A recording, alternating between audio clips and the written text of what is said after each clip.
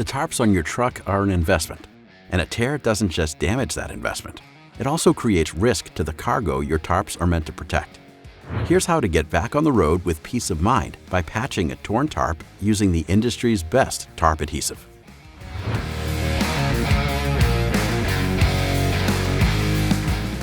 HH66 is the only adhesive recommended by the Advanced Textiles Association for tarp repair. It isn't made for polyethylene or nylon, those cheap blue tarps or clear sheets you see in stores. But if you're patching a professional vinyl tarp like on most trucks, there's nothing stronger. The first step is prep. Lay your tarp flat if you can. Cut a patch that covers your tear with about 2 inches of room on every side, and round the corners so they won't catch. Use a rag and some HH66 thinner to clean both your patch and your torn tarp for good adhesion.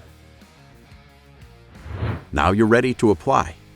Spread HH66 on both your patch and your torn tarp. We recommend about an ounce of glue for every square foot you'll be patching. You want full coverage, but it doesn't have to be thick. When you've spread the glue, let everything sit for between 2 and 5 minutes so the glue can go from smooth to tacky. Now attach your patch. Apply firm pressure on every part of the patch, or press evenly with a roller if you've got one. HH66 dries in about an hour, but it doesn't reach full strength for 24 hours. At that point, you'll have a bond that's stronger than the vinyl tarp itself.